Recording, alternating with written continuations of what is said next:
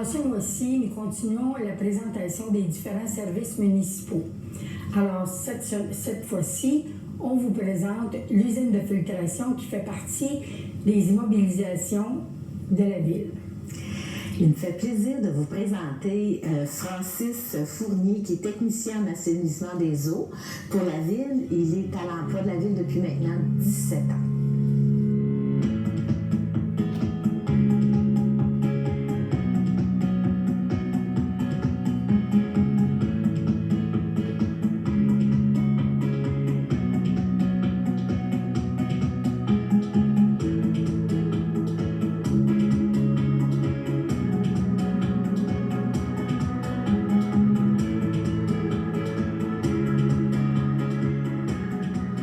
Aujourd'hui à l'usine de filtration des eaux de Cowansville pour vous faire découvrir le fonctionnement. Et on est avec Francis Fournier, technicien en assainissement des eaux. Bonjour Francis. Bonjour. Donc comment ça fonctionne exactement l'usine de filtration? On se doute qu'on filtre l'eau, mais plus précisément. Ben, en fait, nous, on prend l'eau du lac d'Avignon pour la rendre potable pour les citoyens, les commerces, les industries. La façon que ça fonctionne, c'est un traitement conventionnel. Donc, on parle d'un traitement physico-chimique. Donc, l'eau va entrer dans l'usine de façon gravitaire.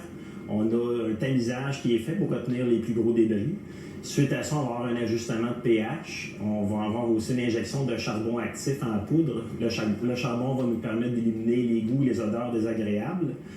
Va aussi permettre d'éliminer les toxines qui pourraient apparaître là, dans les conditions de bloom d'algues bleues en été. Et suite à ça, l'eau va être pompée vers des bassins, des mélangeurs, en fait, mélangeurs rapides où on va faire une injection de coagulants. Ces coagulants-là, ce qu'ils vont faire, c'est qu'ils vont faire coller la saleté ensemble pour la rendre de plus en plus lourde. Donc, on va réussir à former de cette façon-là un floc. Le floc se trouve à être un peu, on pourrait comparer ça comme des flocons de neige. Ce qu'on veut, c'est les rendre les plus lourds possible pour les faire décanter au fond d'un bassin. Dans le fond de l'eau. Okay. Exactement. Donc, ce floc-là, on va l'alourdir avec du polymère. On va mélanger tout ça tranquillement pour que ça décante au fond d'un bassin.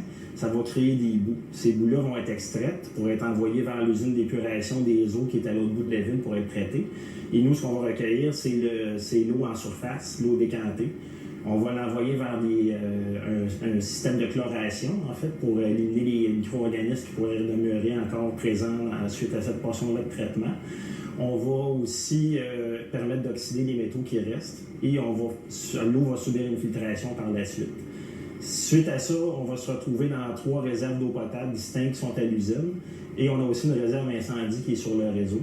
L'eau va être pompée avec différentes séquences de pompes pour permettre à tous les citoyens de recevoir l'eau en quantité et en pression suffisante. Donc, de ne pas en manquer. Donc, je présume que tout ce que vous nous parlez là, c'est beaucoup de tests aussi qui doivent être effectués pour être certain que quand l'eau sort de l'usine ou se retrouve dans notre verre d'eau à la maison, bien que c'est une eau de qualité. Oui. Exactement. Mais il y a des tests qui sont faits de façon continue ici à l'usine de filtration avec des équipements. On a plusieurs dizaines d'équipements qui vont mesurer des paramètres avec des seuils d'alarme. On est tous reliés avec un système de contrôle automatisé.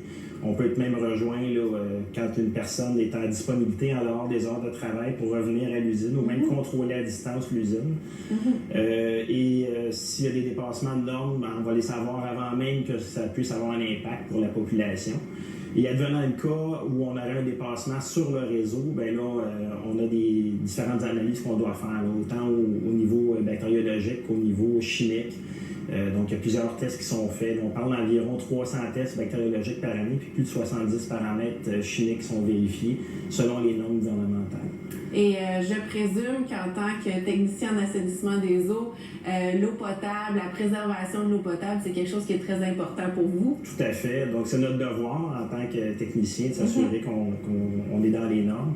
Puis, on fait plusieurs vérifications, entretiens. Il faut être minutieux, vraiment s'assurer que notre travail est fait là, dans les normes pour satisfaire à ces besoins-là. Un citoyen qui voudrait faire attention à sa consommation d'eau potable, je pense qu'il y a des trousses qui existent ici à la municipalité. Tout à fait. On fait partie du programme d'économie d'eau potable. Donc, ça nous permet d'avoir accès à des trousses qu'on peut remettre gratuitement aux citoyens sur demande.